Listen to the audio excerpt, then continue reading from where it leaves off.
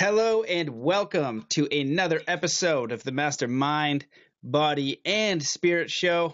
I am your host, Matt Belair.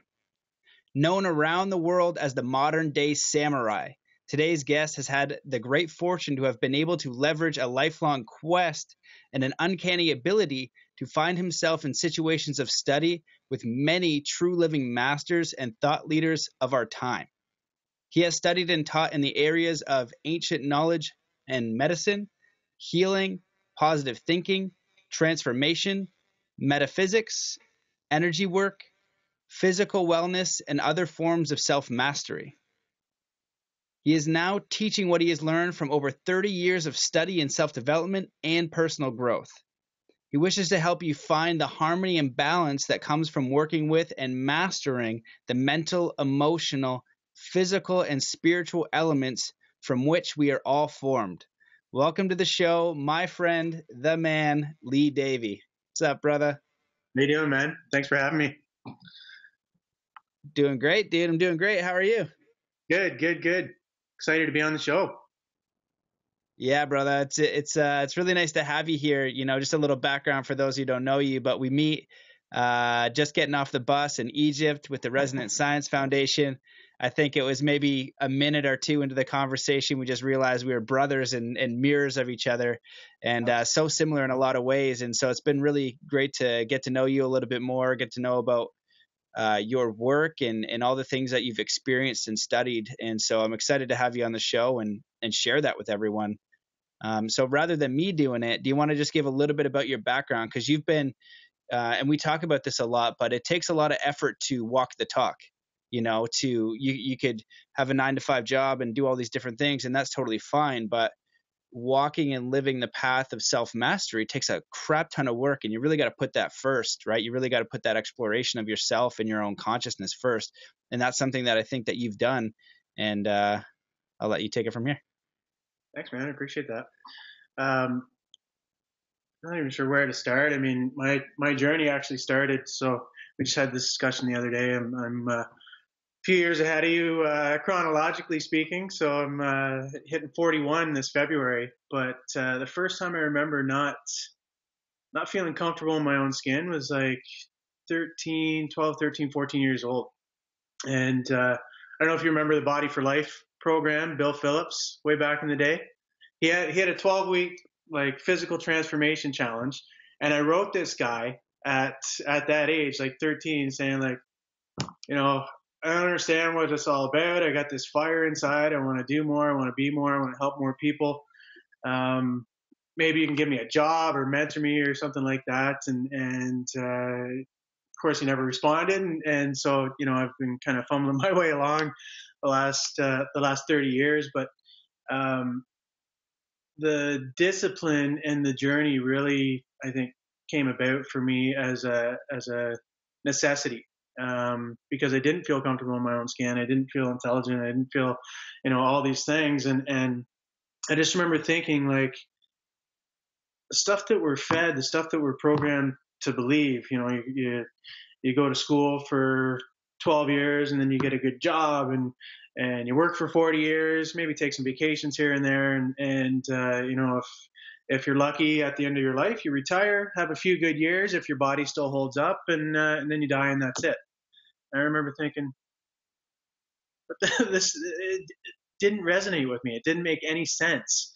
And so that's kind of when the journey began. And now, obviously, being able to look back on it, it's like, okay, this was all for a reason. It was for me to gather the tools and search out the thought leaders, the wisdom keepers, and to really be able to make that a part of who I am and what I'm about, and now I feel it's the time to be able to really share that with the world. So, you know, I'm excited to have that opportunity, and it's funny, every little setback was just kind of an opportunity to pick myself up, dust myself off, and say, okay, I'm gonna kind of buckle down and really go at this even more intensely, and it's still that way, you know. Every time there's a fall or a lapse in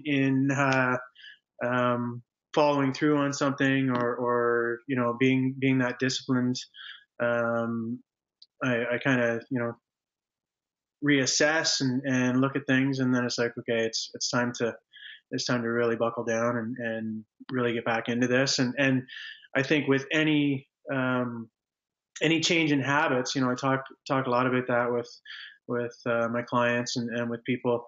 Um, when you first start to change the habit, because you're used to doing things a certain way, it's really difficult. But the more you kind of practice that and repeat the process, the easier it gets to be that new way. And now it's just, it's part of who I am. And if I was able to change, I think everybody is. So yeah, that's kind of how I got to this point, I guess.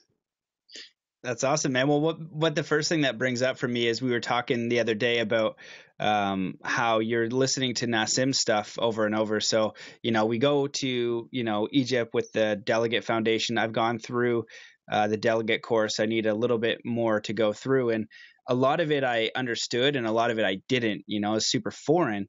And one of the things that you said is just watched it over and over and over again. So I'm just curious, for me personally, what about doing that have you learned that applies to what we know as martial artists and as we know as conscious seekers and explorers through meditation, all these different practices? Has it proven or given light, and amplified that field for you in any way, or what did you bring back from that? Absolutely. I mean, just as you said, going there. I mean, I went through I am involved in another community, which is essentially kind of the metaphysics of spirituality. So we've woven in metaphysics with energetic shielding, energetic healing tools, and it's essentially setting your intention, setting your focus, and then you're able to wield energetics, which obviously we're not able to perceive through our five senses.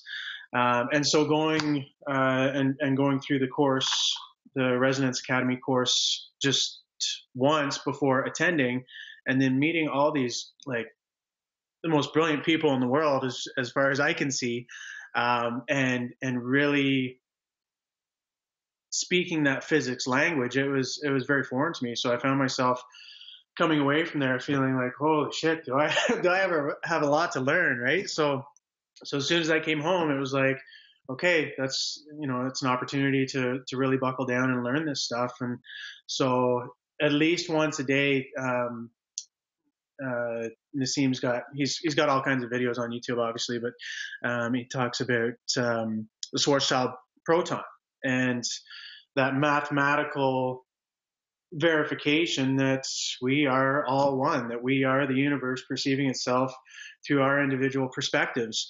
And so listening to it and watching it over and over and over and over and over again, probably like I said, probably about 50 times since I've been home, really has allowed me to start to embody that perspective of it, and really understand it from that mathematical, geometrical, physics, language based perspective. And that this is something I actually learned from Bob Proctor. He's touted as America's foremost abundance coach, and that's what he says is to really understand something, you've got to repeat it, and then to start to change, how you perceive it, how you embody it, how you understand it. You've got to repeat it over and over and over and over and over again, and that's what starts to really change and hone the subconscious. And for me, it's I look at all these stuff, I look at all the tools as pieces of a puzzle, and it's like, if you've got one piece, you don't get a very clear picture. But all of a sudden, if you take all these different pieces, all these different, slightly different tweaked perspectives, everybody's got their own perspective. So you take all these perspectives and you put them together as you would a puzzle. All of a sudden, you get a very clear picture of who you are, what you're capable of, and how to move forward from there. So for me, it's been really taking the best from all the people that I come in contact with, and kind of, making up a nice little goulash, and then just putting it into practice, and then that's where the discipline and mindset and health and all these different aspects of really who we are and what we're capable of comes from for me. Awesome, man. Yeah, Does that you answer the touched on a question? lot of great. Yeah, totally. Well, you brought up a lot of great points, and so as you're speaking, I was writing them down and trying to remember. The first and the last one was just me imagining Bruce Lee, and that's one of my mentors. Where when he was learning martial arts, it wasn't just one way, it wasn't just karate, it was kung fu or whatever. And that's kind of it's taking the best and then it's making it your own. And he taught the same way. It's not this one way is going to work for everyone. It's discovering your own way, and also the willingness to explore what interests you. And then the other aspect that I think is fundamental to bring up is you're exploring the leaders that resonate with you. And that's another thing that we share in common. When I want to learn, I go directly to the person that I resonate with, that I think is an expert, and I read their stuff. I watch their YouTube videos. And yeah, when I was younger, I reached out to them as well. That's how I got my first mentor, Michael Lozier, and he's, one of the foremost guys on the law of attraction and as far as how to teach it in an NLP practical, way. And I could do 3-day seminars because he trained me like like a robot to do it. But his facilitation and his training is excellent, is phenomenal. But again, he's a leader in the space and somebody that I really resonated with. And as far as the physics part of it goes, what you're doing with Nassim, I'm going through that as well. There's also Dan Winter, and that's somebody who I'm going through as well. And he's actually going to be at the Conscious Media Festival in Austin, which I'm super excited about because I'll be there as well, either doing a podcasting thing or a workshop on Sunday or both. I don't know yet. It's just interesting because Dan Winter's saying the same thing and my brain is wrapping around it, but he's talking about how basically spirit is implosion. You have to implode your DNA essentially to create plasma, and a spirit is a plasma field. And the more you can grow your aura and plasma field, you can start to steer this energy around the astral realms and the life after death and all this kind of stuff. And so, but he's saying the same thing as far as DNA goes, where at the center of the DNA strand, and I'm going to mess this up because I'm still wrapping my head around it, but the idea is that there's a black hole at the center, which is mirroring Nassim's work. So for me, although I don't have all the physics wrapped around and the details and things like that, my mind is starting to open up to the physics of these realities, why these things are possible. And it's giving me a broader perspective on how I navigate my own reality. And what I find interesting is that since this, I'm thinking of the same problems, but more mathematically, because mathematics is a language of the universe. And that was my of best skill, worst skill. That was the worst one after grade 7 or whatever. But now it's coming back because it's a different thing. It's kind of new and my mind is expanding. So where I wanted to go after this rant was essentially asking you, with some of the masters that you've learned from, which is a lot, what does it mean to be a modern day samurai? What are some of these elements? What are most important to you in when you're helping a client or you're doing one of your workshops and retreats? What are some of the elements that you're sharing with them? Well, and this is so. So I'm actually writing. I'm writing my third book right now. Kind of fourth. I wrote a manual as well for a training methodology. So I'm writing the modern day samurai, and I actually wanted to read. I kind of anticipated this question, so I wanted to read just the beginning excerpt from the book, and then I'll kind of go into what I talked about during the retreats and that sort of thing. And this is actually from The Last Samurai. So it says, honor. Everyone is polite. Everyone smiles and bows. But beneath this courtesy, I detect a deep reservoir of feeling. From the moment they wake, they devote themselves to the perfection of whatever they pursue. I have never seen such discipline. I learned that samurai means to serve. There is so much here that I will never understand. I've never been a church-going man, but there is indeed something spiritual in this place. And though it may forever be obscure to me, I cannot help but be aware of its power. And then kind of later on it says, we're all dying, but to know life in every breath, in every cup of tea. So I guess, yeah, like with this path, it's, and the teachings from Training in Power, it has really allowed me to connect fully with my spirit, with Source. And as I've done that, and as my awareness is growing, I see the pain on, you know, on people, on humanity. And it really tears me apart. And I think a big part of that is that we've forgotten who we were. We've forgotten where we come from. We've forgotten that we're all one, that we're all connected, and that if I hurt you, my brother, I'm just hurting myself, right? Um, and so this journey of kind of health and longevity and into spirit and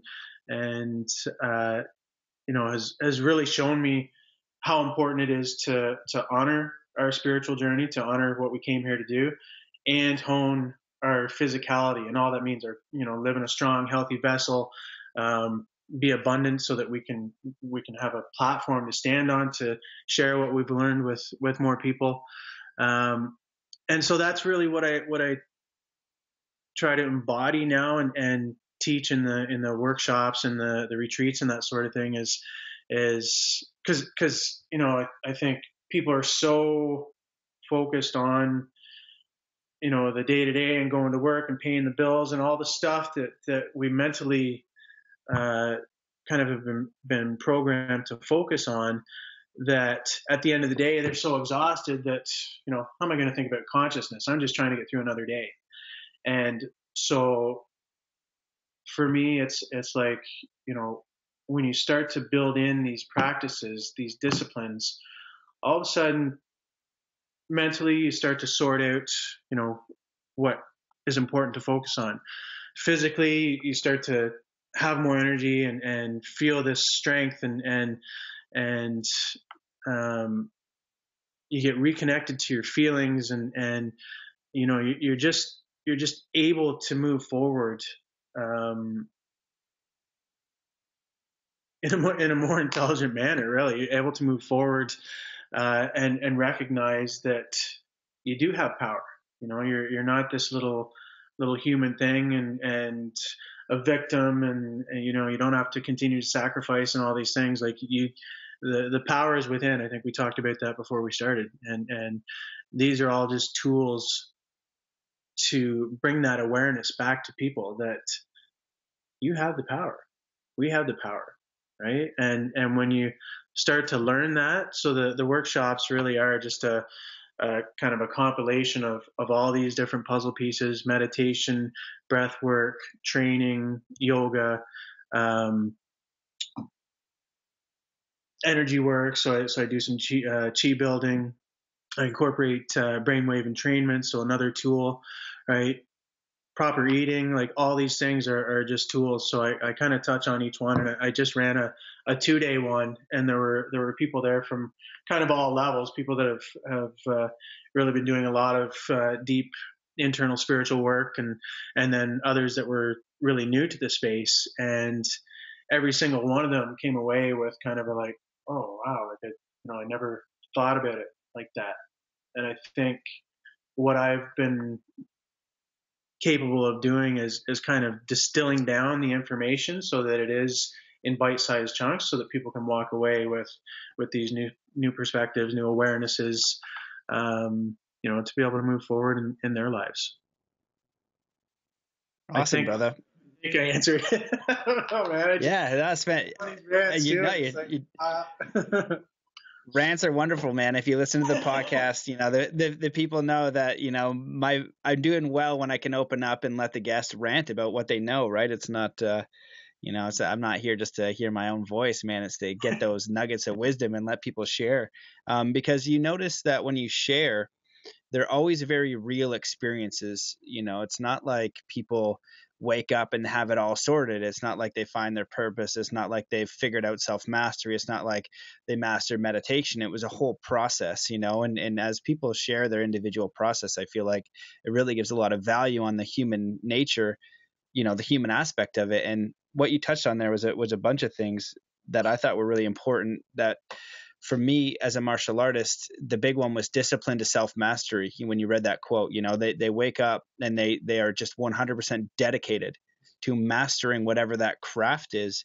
And something that I've spoke about before was when I was in China watching the 34th generation Shaolin master break. I don't know. I got to figure out exactly what it was, but it was like stone. They used it on the street. Exactly because I know there's different um, uh, hardnesses, as we also learned in Egypt about the different stones. So I'd like to know exactly what it was, but I tried to kick it and it hurt my leg. And I was, and I used the mental game. You know what I mean? I was in shape. I just came from 6 weeks in training MMA and then a month, with the monks. And so, and I've been training martial arts my whole life. So I'm like, I'm going to kick this mother, and just hurt my leg. And the master could break it with 2 fingers. Wow. And so when I interviewed him, and thicker pieces over his head, and I'm just like, how the F do you do that? And in interviewing him, it was that single-minded focus, years of chi building through qigong and meditation and work, and realizing that you're actually an energy body. And that's something that they all know. It's not here where it's a little bit of woo-woo type of thinking where, oh, energy body, yeah, sure, healing, whatever. There's like, yeah, obviously we're energy bodies. And now even the physics is showing that as well. Which again we're getting into and learning. The other thing too is I actually had this book right here. That's what I was doing, shuffling around. Have you read this one? So one of my best friends gave me this book a long time ago. Yeah, The 5 Rings, and it was this guy who I guess never lost a match and just killed lots of people. But it's about like a. Is that the Tai Chi guy? Is that the Tai Chi guy? No. It's the definitive interpretation of Miyamoto Musashi's classic book of strategy. So it's talking about how this, samurai he was like the most famous samurai ever, and how that it's similar to Sun Tzu's Art of War. How was he able to destroy all of these opponents, for years? And so, that level of dedication, and when you see it and you experience it, so you're using the word samurai, and if you know what that means, if you know what a real samurai is, it allows you to level up. And that's kind of one of the things that I want to bring to sport, because when you realize this level of dedication and people put themselves on a level, I think that the monks are a whole nother level because they're bringing in the energy work. And the same with the samurai, it's discipline and the energy work. It's having that yin and yang, which is super important, where traditionally we're kind of a little bit on the yin side, or yang side. I don't know which one's which, but one-sided masculine form side anyway. Yeah. So that's my rant, man, as well. So we'll just keep going back and forth with this. The next question that I had was, it's along the same lines, but you've studied with quite a few people, and I think that a lot of people, when they're on this path, do struggle with abundance. So you touched on it a little bit before. So if you were with the man, Bob Proctor, on abundance, do you have some tools for people that are in the middle of that, where they've got their 9 to 5 and they have to keep their job because they need abundance? And something for me too, I'll kind of go up and down, and then I won't think about it, and then I'll go down. But I know strategies that work for me that I can really dive into from law of attraction that work. And recently I was in that space, and now I'm out of it, which is super great. And it just takes this weight off your shoulders when I keep saying on the podcast, it's sandwich money. It's like, I need sandwich money so I can keep doing the podcast. Now I have enough for a sandwich, which is great, and I'm super happy about that. But I went in and I dove deep in, like, got to sort this out instantly. And it was a challenge, it was a super challenge, but I'm out the other side. So I'd love to hear what you have as far as that goes, because I think it's something very practical. And if it can be eliminated, people have a little bit more stress to focus on what they wanted to do and have time to develop their consciousness. Yeah, absolutely. Yeah, I think it goes back to everything is energy, right? And I mean, we tend to focus on the results and excuse me, what we're perceiving through our five senses. So if you're seeing empty bank account, it's very hard to think I got $1 million in there, right? And yet, because everything is energy, and the way that the mind works and the way that the law of attraction works is that when you start to focus on what you want as if you've already created it, right? And it doesn't mean it's going to show up like that. It just means that you're starting to build. So Bob always talks about how we think, right? And if for the viewers out there, if you picture your kitchen, go into your refrigerator. What color is it? How many doors? What side do they open on? Right? Picture your car. We think in pictures. So no picture of what you want. Most people are going to have that one step forward, two steps back results their entire life. So first of all, you got to get very clear on the picture that you want your life to look like, and we're talking about abundance. So get very clear on how you're making your money, how much money are you making, how many people are you serving when you're doing it, get very clear on all these things. And then going back to the way that we learn and change our habits, you've got to repeat that. Say it over and over and over again. Write it out over and over and over and over again, like 50 times a day, right? And the conscious mind, the intellect's going to go, this is stupid. Like I don't have time for this. I got to do all the things that I got to do, that are outside of this. But as you continue with the repetition, the subconscious mind is going to start to change. The way that you're feeling is going to start to change, and just by that, your conscious awareness is going to change. And then you're going to start to be aware of opportunities. You're going to start to be aware of things coming into your field of energy that you can, or steps that you can take to actually move forward towards, one of the things I have people do is write out their perfect day, right? So you start to take steps towards that abundance, towards having that perfect day, towards the perfect job, traveling more, whatever it is for you, you start to take steps towards it, right? But if you're continuing to look at, the shitty empty bank account, well, you're not going to feel so hot. You're going to kind of be, life's okay. I mean, I got a roof over my head, but it's nowhere near where I want it to be. So you're not going to be feeling very good. You're not going to be taking very inspired actions towards doing what you want to do, right? So create that picture, start to build that neurology in the mind. And then as you do that, you're going to start to feel better feeling feelings. So I say, start thinking better thinking thoughts, start feeling better feeling feelings. And then you start to, take those steps towards what you want in your life. And then all of a sudden, you're whistling Dixie on the way into work or whatever, and you're at the coffee shop, and you got a pep in your step and snapping your fingers and a smile on your face, and you bump into someone and start a conversation, and all of a sudden they're the person that you can partner with to take that one or two steps forward to skipping major rungs on the ladder of success.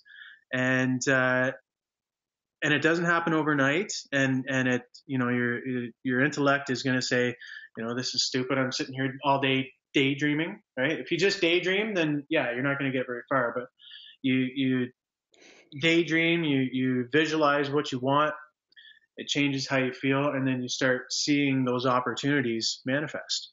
And I'll give you an example from my own life. 2 years ago, was it 2 years? I don't know if it's been 2 years. 2 years ago, I had a house and a gym in Toronto. Had the gym for 12 years. So I had, a couple hundred clients, a bunch of coaches that worked out of there. So my initial struggle was, this isn't doing it for me anymore. It's not making me happy anymore. It's keeping me from what I feel I should be doing, kind of like an anchor. And so I'm like, well, how am I going to close the gym? How am I going to tell all these people? I'm going to let all these people down. But I made the decision, closed the gym, went to Costa Rica, because I was still kind of like I was working out of a friend's gym and that sort of thing, and knew I wasn't happy in Toronto anymore, but I'd been there for 15 years, had the house. I'm like, well, how am I gonna do this? So I went to Costa Rica by myself, went to an all-inclusive, went just to meditate. I don't think I talked to a single soul for like 6 days. I was just there meditating. People were probably like, what's that guy? Like, he hasn't said a word to anybody. But I started having these visions about running retreats. And I remember I was on the beach, sun was setting, and I actually made a video. And I'm like, you know what?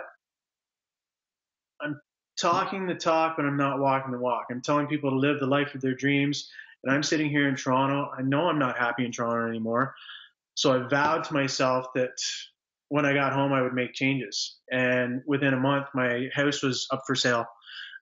So I sold it, got out of there, and now the whole world's kind of opened up to me to be able to have that time and money freedom to be able to, build the programs, build the retreats, do what I want to do, meet amazing people like you, go on these trips, right? And if my awareness, if my consciousness level was always still focused on where I was, right? The opportunity to sell my house, and buddies of mine are like, you sold your house, like, big deal. It's like, if my awareness wasn't where it was and I was trapped in the habitual way of my life, the way it was before, that opportunity could have passed me by because I sold my house and then they kind of put a cap on the market and stuff like that, right? So that opportunity was always there. But if I had been, life sucks and what am I to do? I just got to kind of stick it out and see what happens. I would have missed that opportunity. So does that, I don't know if that Yeah, that's awesome. No, I think it's a really great example because even at the end of it, from somebody looking in, you have a gym and you have a house in Toronto and you have all these clients, that's success. And, in a way you were very successful and also you are still growing.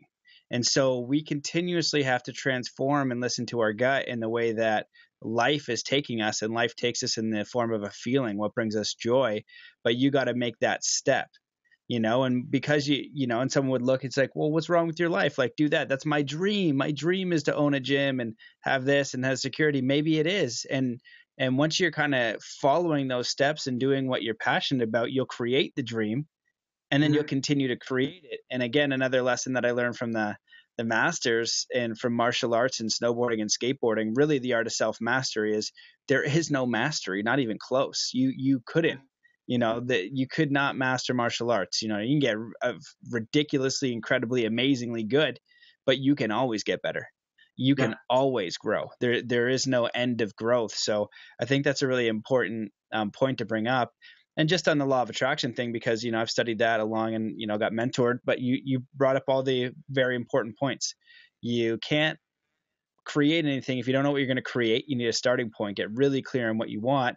You got to start putting the energy in motion, and you have to act before you get a result. In the same way, if you want that abundance and you're overweight, well, if you don't, you got to go to the gym first. You got to change your diet first. You got to start exercising first, and then the result comes. And it's the same thing with the thoughts in the manifestation realm of what you want. You got to start putting that energy first and live it first. You got to, actually vibrate it. And that's the real challenge. I've read a lot of things on how you could instantly manifest, and I've heard of people doing things like that, and they talk about matching the vibration.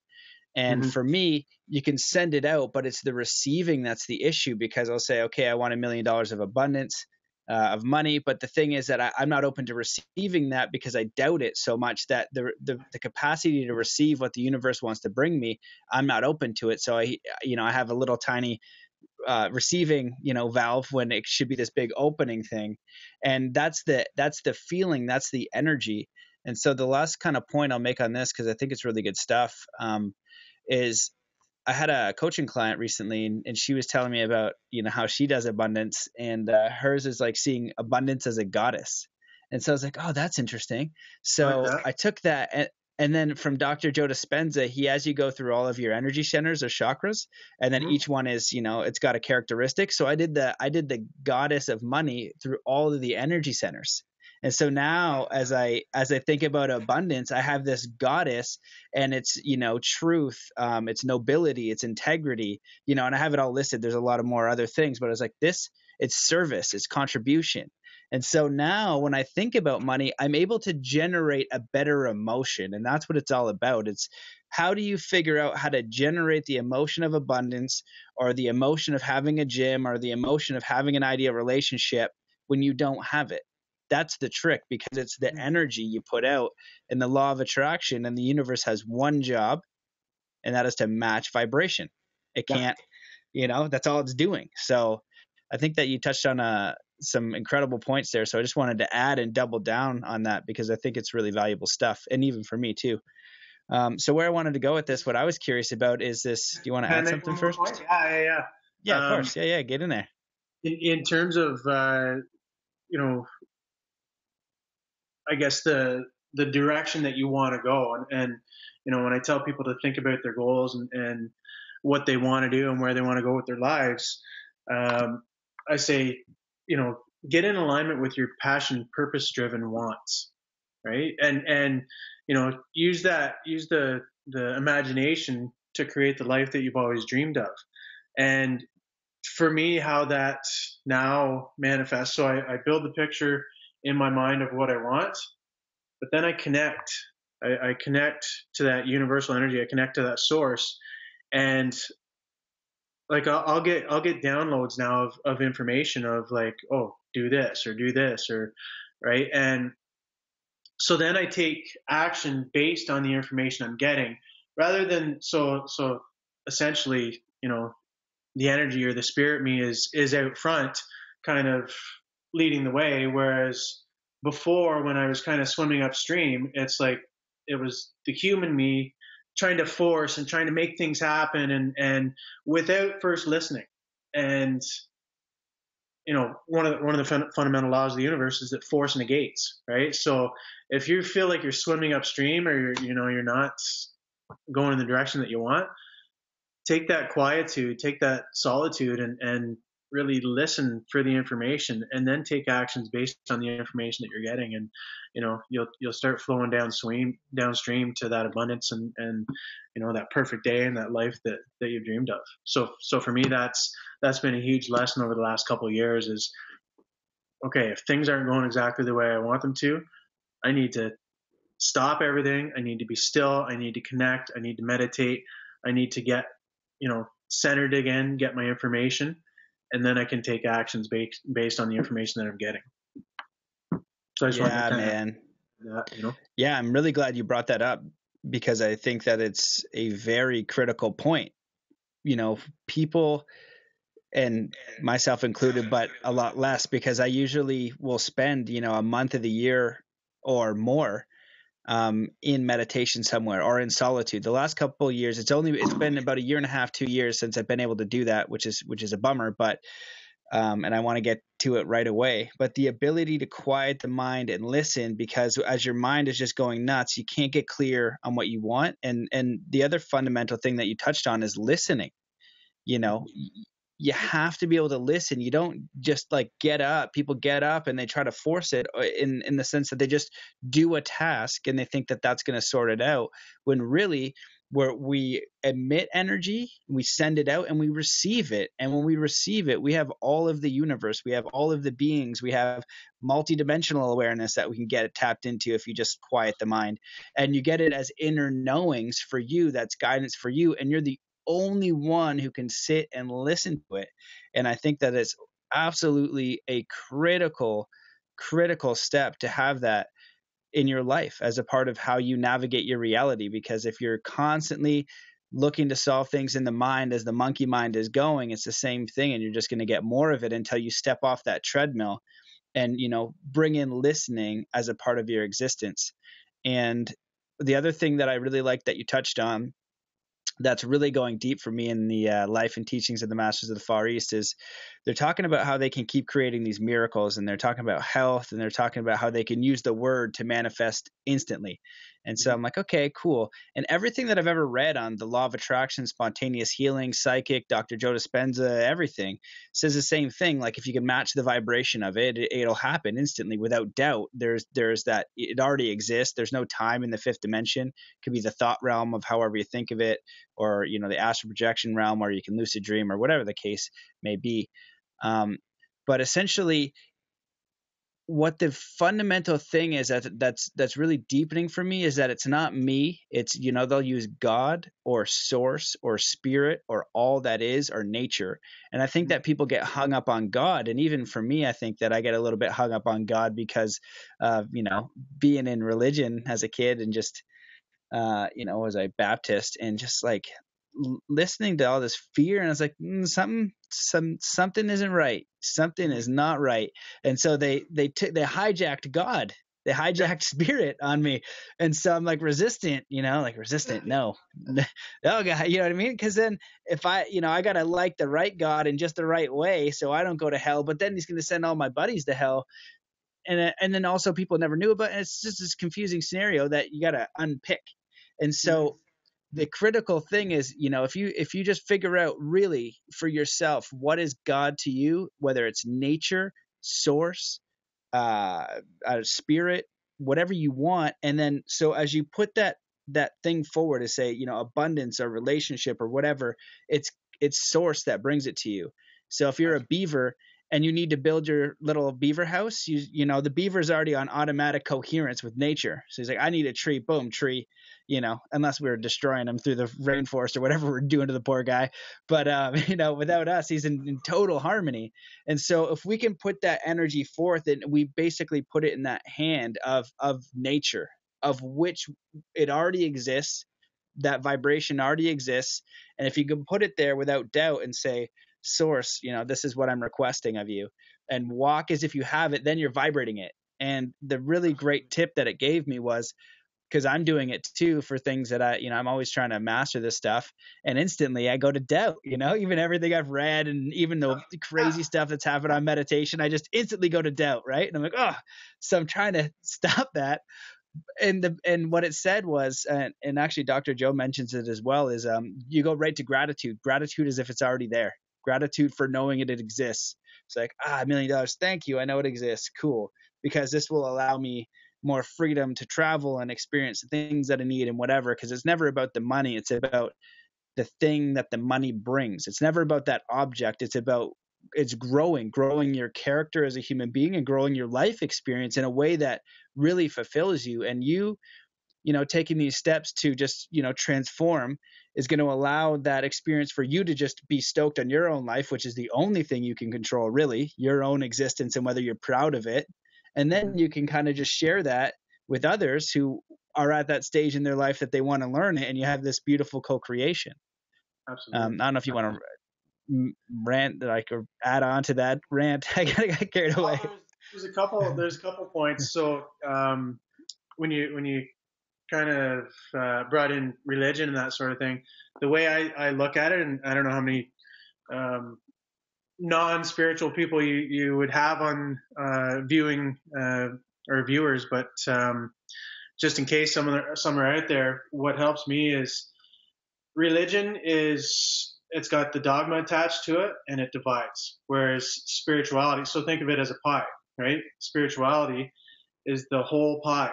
Religion is, they each take a piece of their pie and say, my pie is better than your pie. And so spirituality is all of it. It's without any of the dogma, it's without any of the things that separate or divide us, right? So when people are out there, trying to wrap their head around spirituality or God or energy or whatever, it's like, if there's a dogma to it and if there's separation embedded in the message, then that's not spirituality. That's not God, right? That's religion, right? And that's how I kind of get around it with people, is like, if there's division, it's giving you the wrong message, and that's not what spirituality is. So that was one point. There are others, but I forgot what they were. Yeah. Well, I think it's a really good one, because it's interesting that, we are still in this space that religion does have that hold still. Again, I've been listening to a lot of Dan Winter, and he's a physicist mentored by Buckminster Fuller, ridiculously smart individual, was having Kundalini experiences in his early 20s, working with some of the smartest minds and figuring out what that is. And I've had a few in my life. And you go to a space that is just, it's this consciousness can't put words to whatever that is. It's just, and it's real because it happened, and it's like more real than here, and it's like whatever you want to, any words you put to it is just not going to work. So Dan Winter talks about that, and he's doing some really incredible research on how to create Kundalini experiences or coherence, or build up your energy, build up your plasma. So essentially when you die, you take memory through death and you become your own plasma spaceship and you steer your plasma tornado. It's very interesting. Yeah. And, he speaks about religion, just not as, not as kindly, he's just like, it's old. We should have been out of this for a while. It served a purpose for its time, but now we have science, and science and spirituality are actually meeting. Yes. They're saying the exact same with Nassim's work, Dan Winter, anyone who's really looking and bridging consciousness and looking at the science. They're like, whoa, we actually, are everything. And maybe you can try explaining this better than me, but what is Nassim talking about when he's talking about basically the atom has the same amount of mass as the entire universe, like the remember the outside? Can you explain that better than me? Because I don't know if I'll do it very well.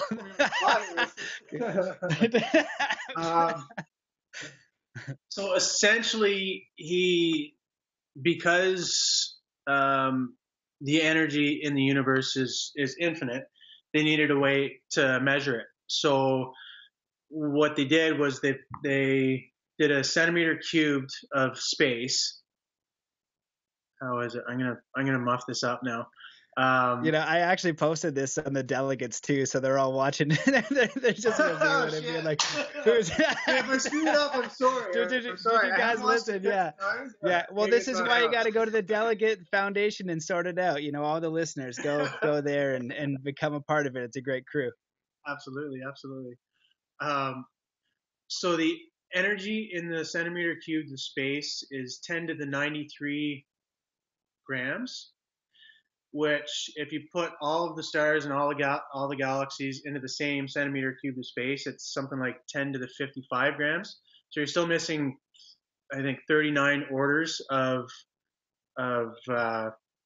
energy. Yeah, that's good. That's a good word. I don't know. I just came in. And then I don't know. Basically, here this is I don't remember the details. Black holes. Yeah. Okay. Yeah, that's it. Well, yeah. Well, for me, what I understood, and I don't even know if this is right, but it was kind of basically saying that this it's fractal, right? So the whole universe, and the smallest thing that we can find, contains the mass of the whole entire universe. So the universe is contained in each cell.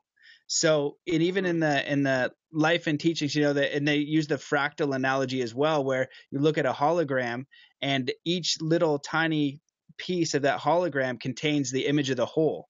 And so if that is true and that's physics, then we contain the entire universe within us. And that's the real big understanding of, holy crap, what are we? What actually are we? And when you're using things like energy work, or you're exploring your consciousness and you have a Kundalini experience, you go into thinking this as a concept to experiencing it.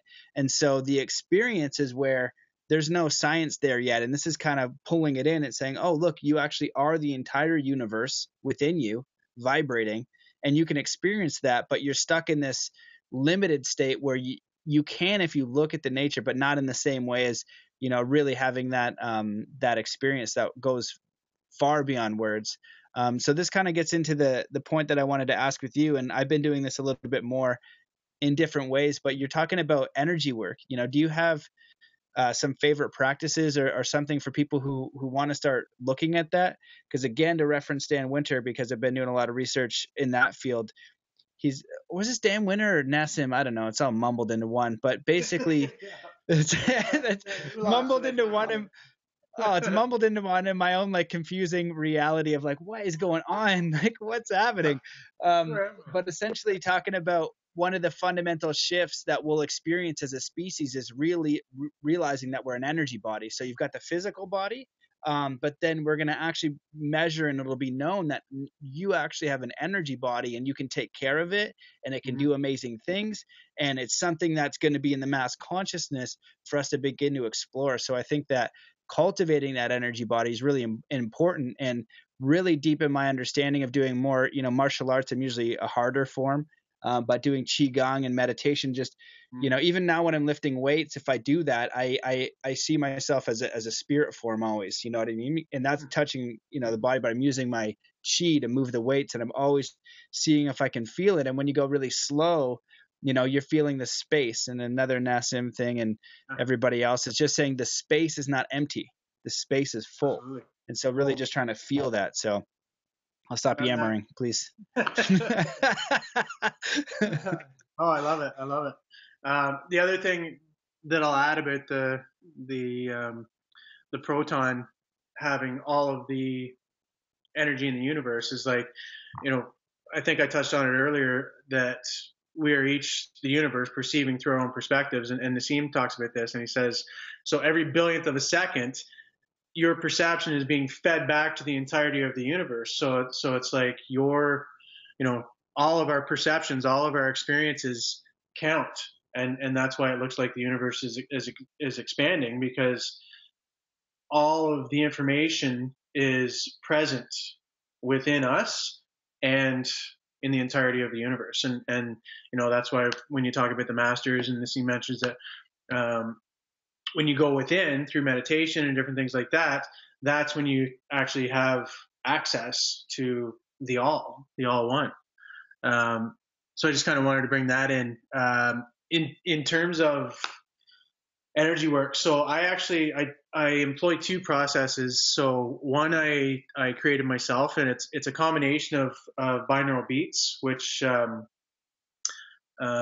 just quickly for those who don't know, there are various frequencies that we can listen to, right? So from top to bottom, it's kind of gamma, beta, alpha, theta, and delta. And the lower and slower frequencies are associated with, focus, healing, letting go of stresses, anxieties, that sort of thing. And essentially, after 7 or 8 minutes of listening to these frequencies, both hemispheres of the brain will actually sync.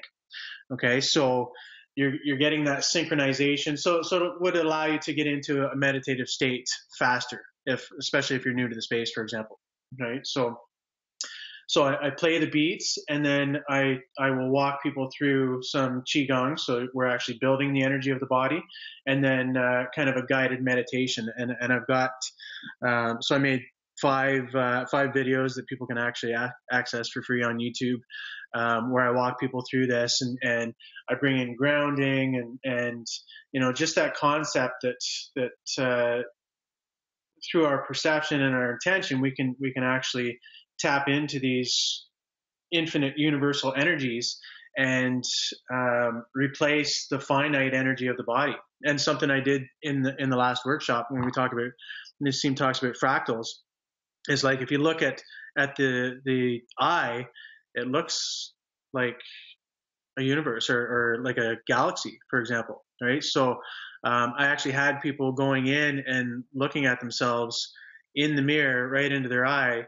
and kind of saying, like, I am the universe, right? And you mentioned about working out, like that's something that, I mean, try to feel weak or lazy or tired when you're looking into your soul, into your own eyes, telling yourself that you're the universe, right? So it's very hard to do, and it's something that the intellect will have to kind of walk around. And the way I get around that sometimes with people is ask them if is there a belief, or do you believe that dogs can hear whistles that we can't? Right? Are there ultraviolet rays that we can't see? So these are examples of frequencies or energies that are outside the realm of our five senses, right? And so that universe has an energy, and we can tap into it and bring it in through these various practices, qigong and different things like that. So that's kind of one practice, and then the other is called training in power, and the founder, Faye Fitzgerald, she's been teaching since the 80s, and essentially it is what she's done is very intricately woven in the fabric of metaphysics into an energetic healing and shielding and internal architecture system, if you will. So with every level, and first of all, and I mean it again, to the intellect, you're going to be like, what? But without a word of a lie, after level 1, 4 classes, so probably about 4 hours each class, you shift energetically and vibrationally the equivalent of 7 years of cloistered study in Tibet. Level 2 is the equivalent of 28 years. So essentially, she's brought in the ancient systems and woven it into this very complete, very safe, energetic system where your vibration shifts, and the magnitude it shifts picks up with each level that you pass. So I just took level 7. Level 7 is the equivalent. So level 1 is 7 years. Level 2 is 28 years. 3 is exponentially more. Level 7 is the equivalent of 1 to 6. So it's like, you're just like, what? And, when you talked about receiving that information, that knowingness, it's like every level, it's like I find out vastly, exponentially more who I am and where I came from. Like I got names and just a visceral knowingness of how I came to this reality, to this planet. Like, and it sounds crazy, I know, but it's real. And so you go through the level, and we use essentially meditation as a bridge from the conscious mind to the subconscious mind, right? And then bring in the metaphysics, and so you're able to actually wield energetics for healing purposes, for creating light, for keeping yourself shielded. Like I'm an empath first. I dealt with anxiety for a very long time, and when I learned these systems, it's because I would take on other people's energy. And now that I have the systems, I don't take on other people's energy. And then the last thing I'll say about it is there's this internal architecture. It's like, I mean, it is meditation. But it's like we fill the mind with purposeful activity. So it's like you're given this internal architecture with which you can explore the different facets of yourself, and the combination of all the tools of the training really enables one to fully access and fully develop their intuitive, psychic, and healing capabilities with a knowingness of who we are and where we came from. It's really the most profound thing that I've come across, and so everybody needs to do it as far as I'm concerned. It's not mine. I am able to teach level 1. But you have to be essentially energetically sound and strong enough to be able to teach the various levels, and they have safeguards in place so that the teachers are safe when they're teaching this stuff. But it's such a profound tool that I've been fortunate enough to find myself in, and that's another thing I just want to share with people, because it will change everything about what you know of yourself. Mm-hmm. I think that's fascinating. I had you and I both are always looking for things like this, right? And for me, I kind of, once I hear about it, I will suspend disbelief. If it seems like horse crap, it's horse crap. That's just the case. But a lot of it, the extraordinary stuff, is not. Like Dan Winter has he measures now. He can measure your energetic body through these meditations to raise your vibration and measure it. So there's no guessing, and you feel it, and it's measured. It's both. You can see it on a screen, scientific measurements, and you feel it. And you might have a Kundalini awakening and be like, oh my God, what was that? Maybe even similar to, when we're in Egypt, did you put your head in the square in that one space in Saqqara? Yeah. So they have a building. You put your head in the square, and you hear yeah, you have this whomping, and that's a physical representation. And for me, I speak about it sometimes in the podcast, this thing G Life that I'm doing, this guy Core Love, who's eventually going to come on the podcast. When I first looked at it, I was like, am I insane because I believe this guy? Like, this is, what am I even looking at? And, I've done a lot of this hours of stuff, but, really it's about coding the body, understanding that the body has its own intelligence, moving from a fear state, survival state, to your just natural state of being. So you're not afraid of everything, and you shift energetically, and it's one step at a time, but it's the vibration that you emit, and it's all about energy, and we are measurably energy. So it does make sense. And now I'm curious to check it out. And for me, I just kind of do them all. And then I, like you said, it's like your stew. I'll go try Kung Fu or karate or, Tai Chi. Might not be the most effective to win a fight, but it's got really great benefits, and you got to get into it, and you got to explore it to know if it's for real. So I appreciate you mentioning that. Now I'm curious. Yeah, it's the well, people brother, that sorry.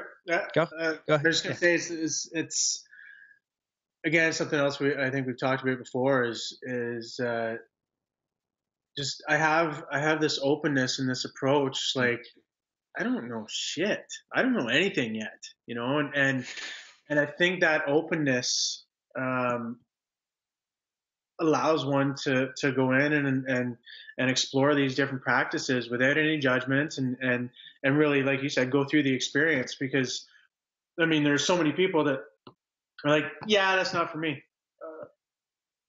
How do you know? Have you tried it? Like, try it, and then if it's not for you, great. But don't discount it without being open enough to at least try it.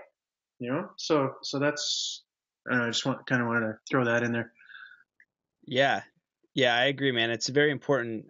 People have an experience or a thought or something, or a judgment, and then, they close off all these windows of information rather than being open, and just, be conservative and discerning, if it does really seem like baloney, but also there's not a lot of fun in that, disprove it, try it, right? See if it doesn't work, or just begin to experiment. I experiment with everything that I come across that I think has value, and I'm really open-minded. And I've also had a lot of experiences that people may not have had, whether it was lucid dreaming when I was a kid, or just being naturally drawn to energy work, to know that this whole unseen realm, nowhere in the regular reality am I getting any kind of good information. It's no one's talking about it. I reading books. Yeah, right. So this is, my house is like, let's dive deep into that and explore these realms, because again, when you kind of open up to the 5D or the astral or the spirit realm or whatever you want to call it, things change and possibilities change. And one of the common threads that I've noticed for people who have experienced that realm is that, number one, they know they don't know anything, because you just are aware of how much you don't know. You're just like, oh my God.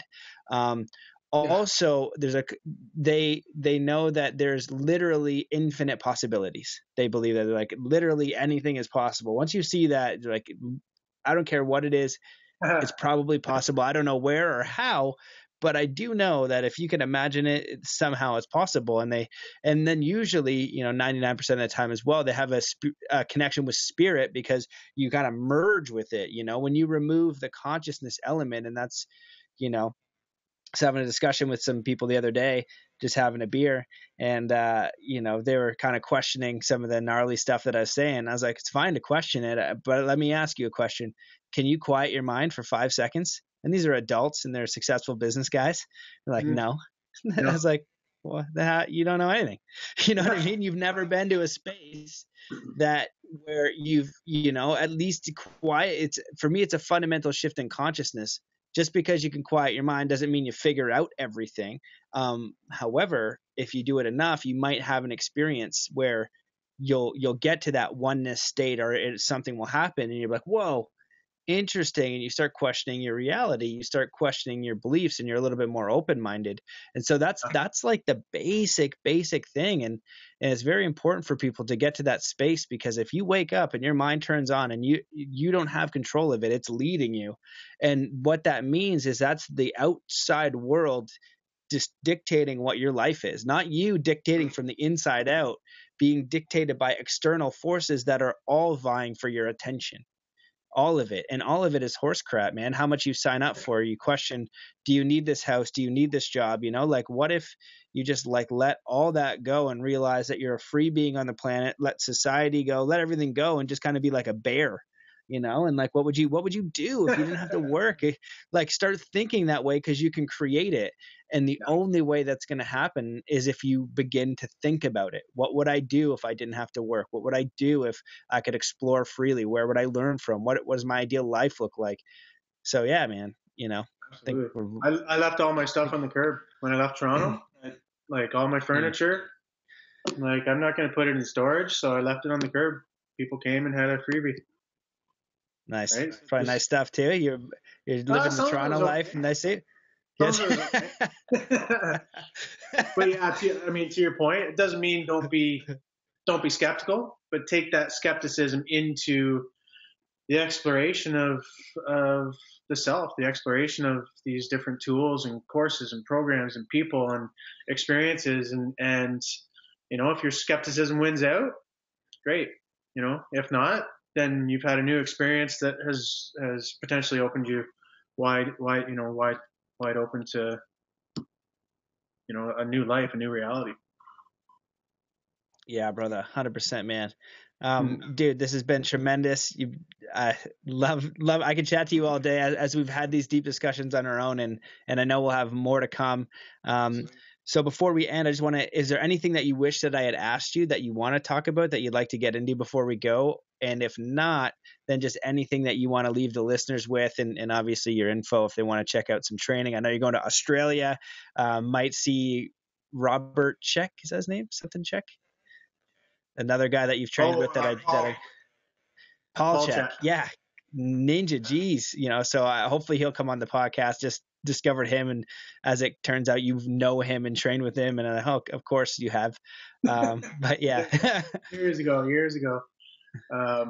Well, yeah, I mean, we're going to be in Maui first with the retreat, and it's going to be all the materials, everything that we've talked about, the breath work, the meditation, the energy work. What else? Training, yoga. We're going to do it all there. So February 3rd to 10th. I would love for people to come out for that. It's really is a transformative experience. And I guess the other thing is maybe just to tack on to the being open discussion. And I don't want to get too deep into it because of legalities and stuff like that, but there are ways to open the mind up with you know, DMT experiences. I mean the breath work and stuff like that are all tools to get you there. Training and Power is a tool that doesn't have you kind of going into the ancient ways, if you will. But ayahuasca, psilocybin, they're all very good tools as well.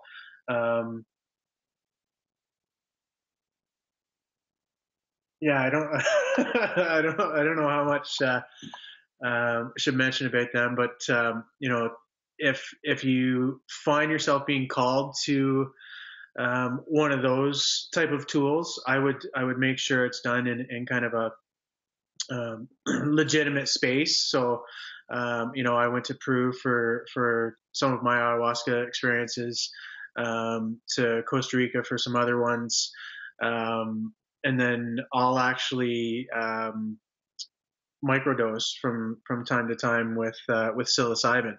And so there is a lot of research now about psychedelics and how they will will change the mindset, will alleviate depression, anxiety, that sort of thing.